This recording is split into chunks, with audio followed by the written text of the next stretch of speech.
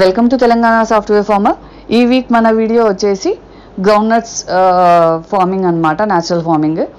ఏదైతే మనం integrated farming పార్ట్లో లాస్ట్ వీక్ డిస్కస్ చేసాం కదా, ల్యాండ్ని డివైడ్ చేసుకున్నాము, ఈ ల్యాండ్లో ఇవి వేయాలి, ఈ క్రాప్స్ వేయాలి అని.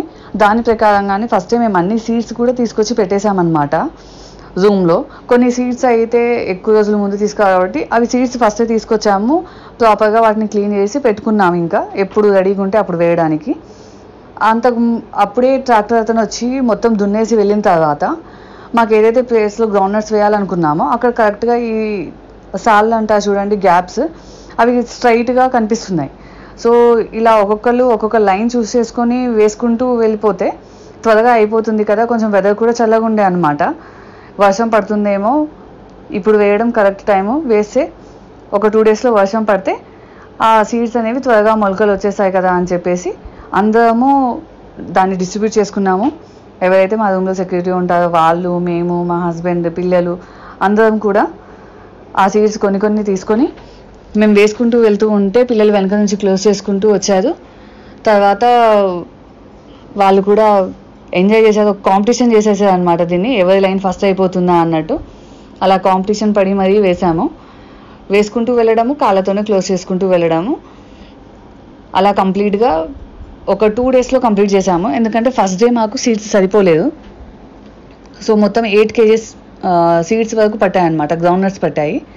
నేను యాక్చువల్గా 4 kgs సరిపోతాయేమో అనుకుని 4 kgs తీసుకొచ్చాను, కానీ సరిపోలేదు.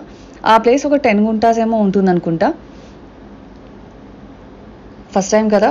సో ఎస్టిమేషన్ కొంచెం తక్కువైంది, 8 kgs వరకు పట్టాయి. నెక్స్ట్ డే మళ్ళీ అదే షాప్కి వెళ్ళి మళ్ళీ తీసుకొచ్చాము గ్రౌండ్ నట్స్, మళ్ళీ వేసాము నెక్స్ట్ డే కూడా. సో అలా 2 డేస్ కూడా ఈవినింగ్ టైం వేసాము, ఎందుకంటే మార్నింగ్ కొంచెం ఎండలు ఉంటున్నాయి కదా, ఈవినింగ్ చల్లగా అయిపోతుంది. ప్లస్ వెదర్ కూడా ఎందుకో 2 డేస్ నుంచి అంత మరీ వేడిగా లేదు. సో అందుకని చెప్పి వేసాము. వేసిన తర్వాత స్ప్రింక్లర్స్ కూడా అరేంజ్ చేసామన్నమాట.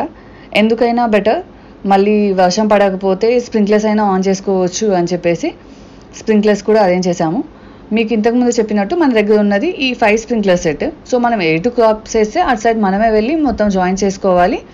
మళ్ళీ ఈ క్రాప్కి నీళ్ళు సరిపోయాయంటే అవి అక్కడ నుంచి జాయిన్స్ తీసేసి లింక్స్ తీసేసి వేరే చోట మళ్ళీ పెట్టాలనుకుంటే వేరే ప్లేస్కి పెట్టుకోవాలి. సో అవన్నీ లింక్స్ తీసేసి పక్కన పెట్టేసి ఉన్నాయన్నమాట. అవన్నీ మళ్ళీ తీసుకొచ్చి జాయిన్ చేసి ఆ పైప్ కొన్నిట్లో మట్టి వెళ్ళుండే అవన్నీ క్లీన్ చేసి స్ప్రింక్లర్స్ అరేంజ్ చేసేసాము. సో చూద్దాము, ఒక 1 డే ఆగి వర్షం పడకపోతే మనమే స్ప్రింక్లర్స్ ఆన్ చేస్తాం అనుకున్నాము.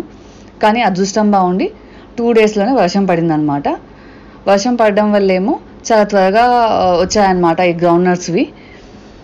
అవి ఫస్ట్ రావడమే మనం ఎప్పుడు చూస్తున్నాం కదా, ఎక్కువ ప్లేస్లో ఇలా ఒక లైన్లో మనం వేసుకుంటూ వెళ్తే ఆ లైన్ అంతా అక్కడ భూమి కొంచెం ఏదో ఇలా క్రాక్స్ వచ్చేసి దాని నుంచి సీడ్స్ నుంచి ఆ ప్లాంట్స్ బయటికి చిన్నగా ఆ గ్రౌండ్ నట్స్ ఏవైతే ఉన్నాయో అవి బయటికి రావడము చూడ్డానికి చాలా బాగుండే అలా ల్యాండ్.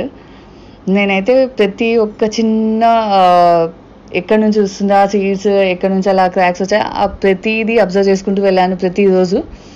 ఎప్పుడు వస్తాయా ఇంకెప్పుడు వస్తాయా అని 1 వీక్లో వచ్చేసాయి మాకైతే.